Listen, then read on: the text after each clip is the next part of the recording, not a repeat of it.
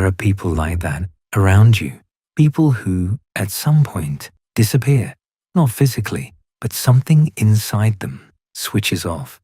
They respond less, they smile, but their eyes are somewhere else. They were there, and then suddenly, they're not really there anymore. And if you're honest with yourself, you know exactly what I'm talking about. Maybe because you've been around them, or maybe, and this is where it gets interesting, because you are one of those people yourself. In the next few minutes, I'm going to show you why certain human beings don't shut down because they lack emotion, but because they feel too much. And what science has to say about this is going to completely change the way you see this mechanism. Stay until the end, because the last part is something most people never get to hear. Here's what people generally believe. They watch someone close off, go quiet, withdraw, and they think they don't care. She's cold. He's unreachable. We interpret the silence as disinterest, as a form of contempt or indifference. But it's exactly the opposite. What you see from the outside as emptiness is actually an overload. What you interpret as absence is actually a presence that is too intense, too dense, too heavy to carry. The brain, at a certain point, does what every system does when it overheats. It shuts down. And this has a name. Neuroscientists call it the freeze response. It's a state that your autonomic nervous system activates when the amount of emotional information to process exceeds its capacity. And contrary to what we imagine, this is not a conscious choice.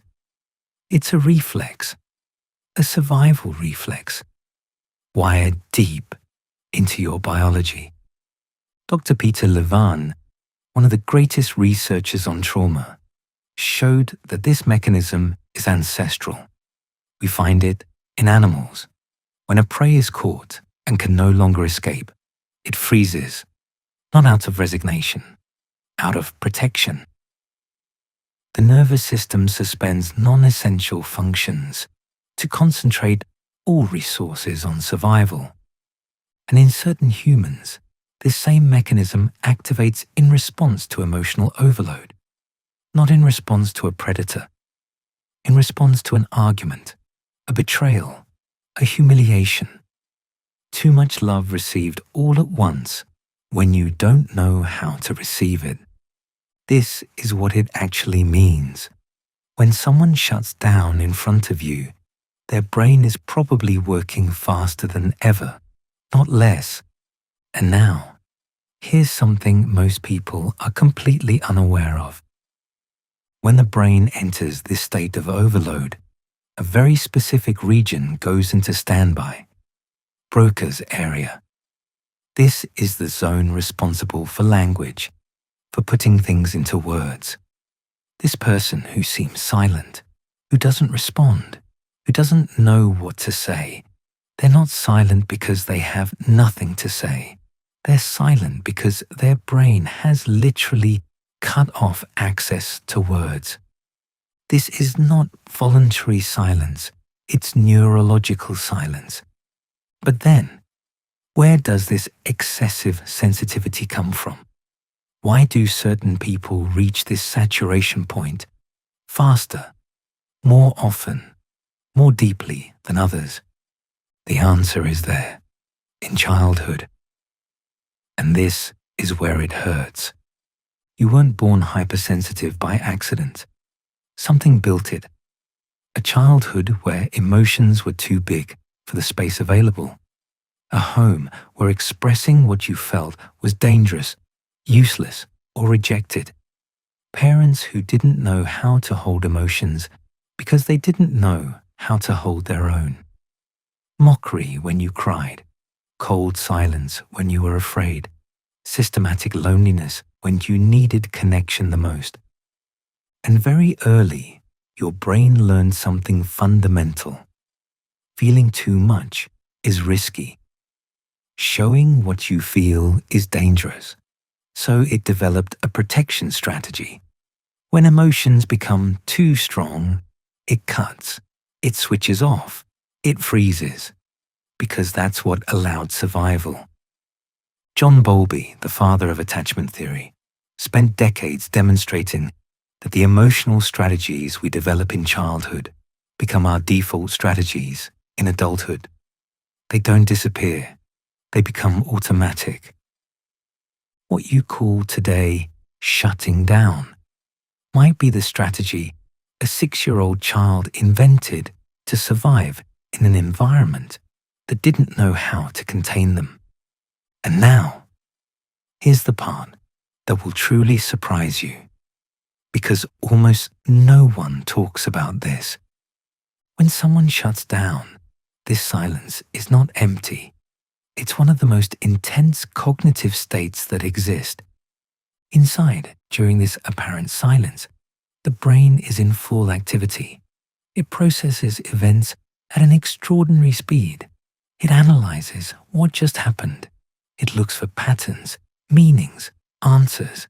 It anticipates consequences. It replays scenes on a loop, looking for what it could have said, what it should have understood. This is called deep processing, and it's a characteristic of highly sensitive people. Their brain doesn't process emotions on the surface. It processes them in depth, across multiple simultaneous layers, with a precision that is exhausting. Still waters run deep.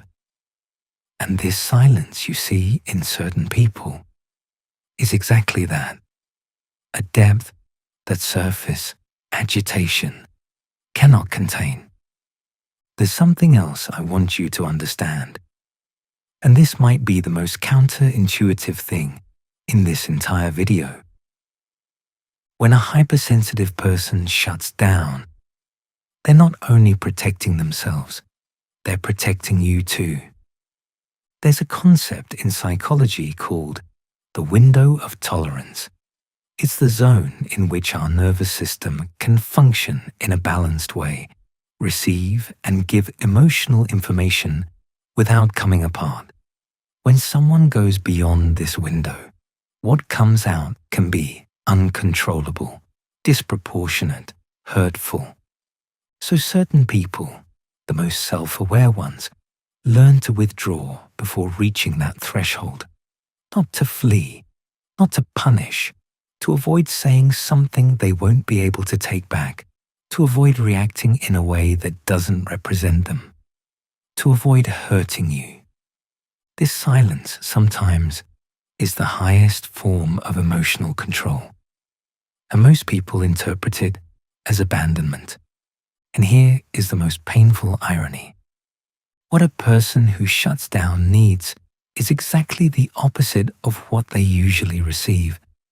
They need gentleness, patience, a pressure-free space where they can come back to themselves at their own pace. What they receive is often pressure, impatience, repeated questions, accusations of coldness or indifference.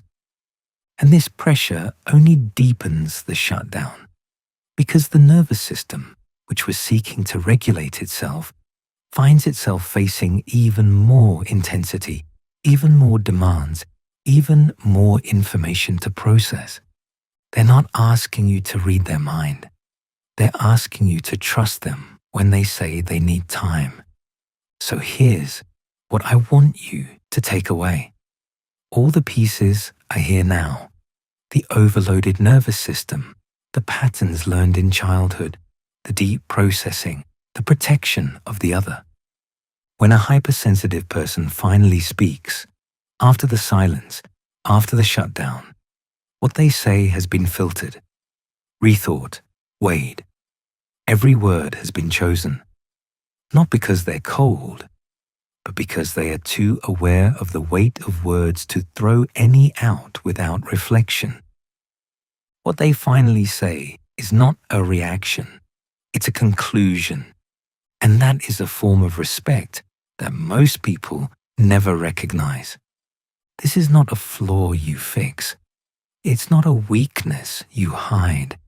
It's a system that was built layer by layer, to survive a sensitivity that the world wasn't designed to welcome. And understanding that, truly understanding that, is the beginning of something different. The fact that you're here, seeking to understand this mechanism, to make sense of what you experience or what you see in others, means something in you is already changing, and no one can take that from you.